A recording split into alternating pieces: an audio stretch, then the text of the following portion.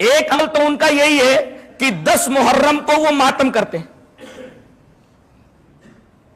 ماتم کرتے ہیں۔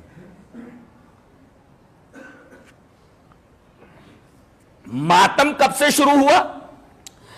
291 سال کے بعد۔ کس کے 291 سال کے بعد؟ میدان کربلا میں حضرت حسین کے شہید ہو جانے کے 291 سال بعد معز الدولہ دیلمی نے 352 ہجری کے اندر ماتم حسین کو ایجاد کیا کہ حسین کے نام پہ ماتم کیا جائے، اور اس ماتم کا دن اس نے محرم کی 10ویں تاریخ متعین کی۔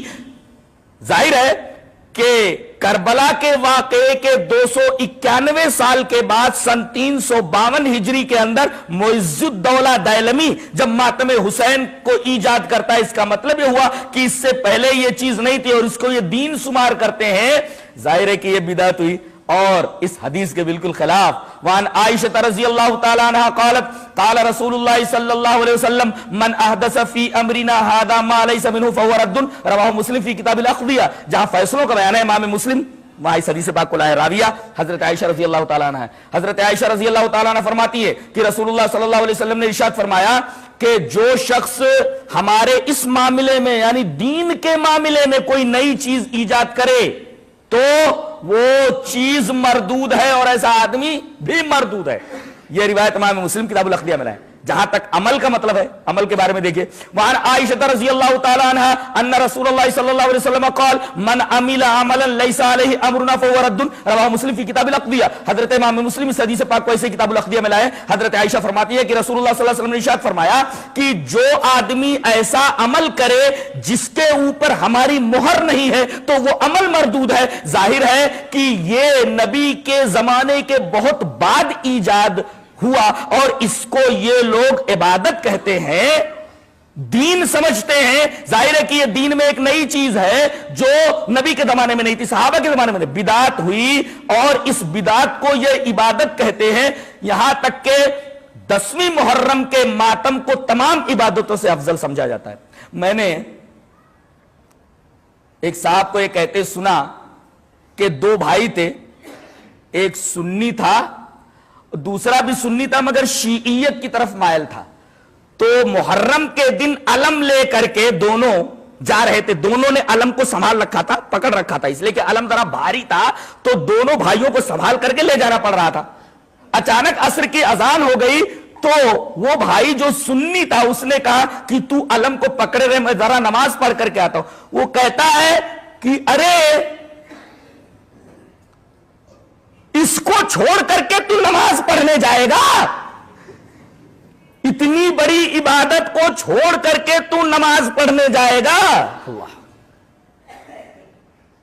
اس کا مطلب یہ ہوا کہ یہ علم اٹھانا یہ نماز پڑھنے سے بھی اعلیٰ اور افضل کام ہے۔ انہوں نے اس بدعت کو ایک بہت بڑی عبادت کا درجہ دے دیا ہے جو ان دونوں حدیثوں کے تناظر میں بدعت ٹھہرتی۔ اور اس ماتم کے اندر یہ اپنے سینوں کو پیٹتے ہیں، سینہ کوبی کرتے ہیں، اپنے کپڑے پھاڑتے ہیں، گالوں کے اوپر تماچے مارتے ہیں۔ یہ تمام حرکتیں جائز ہیں؟ آئیے یہ حدیث دیکھتے ہیں۔ وعن عبد اللہ رضی اللہ تعالیٰ عنہ قال قال النبی صلی اللہ علیہ وسلم لیس منا من لطم الخدود وشق الجیوب ودعا بدعوى الجاہلیہ، رواہ البخاری فی کتاب الجنائز۔ حضرت امام بخاری حدیث پاک سے کتاب الجنائز کے اندر راوی حضرت عبداللہ ابن مسعود ہے۔ حضرت عبداللہ ابن مسعود فرماتے ہیں کہ نبی کریم صلی اللہ علیہ وسلم نے ارشاد فرمایا وہ آدمی ہم میں سے نہیں جو گالوں پر تماچا مارے۔ کچھ عورتیں بھی توبہ کرتے وقت کہتی توبہ توبہ توبہ توبہ، یہ گالوں پر تماچا نہیں مارنا چاہیے۔ تو وہ ہم میں سے نہیں جو گالوں پر تماچا مارے، وہ شکل جیوب جو اپنے گریبان کو چاک کرے، اپنے گریبان کو پھاڑے، وہ دعا بدعوى الجاہلیہ اور جاہلیت کی پکار پکارے۔ یہاں دیکھیں سینہ کوبی، کپڑوں کو پھاڑنا، گالوں پر تماچے مارنا، جاہلیت کی پکار پکارنا، جیسا کہ یہ سب کچھ ماتم کے نام پہ ہو رہا ہے، اس حدیث کی روشنی میں ناجائز ٹھہرتا ہے۔ نبی کریم صلی اللہ علیہ وسلم فرمایا ایسے لوگ ہم میں سے ہیں ہی نہیں۔ ان کا دوسرا پلیٹ فارم ہو سکتا ہے، اسلام کا پلیٹ فارم نہیں ہو سکتا جو اسلام میں لے کر کے آیا ہوں. اسے امام بخاری کتاب الجنائز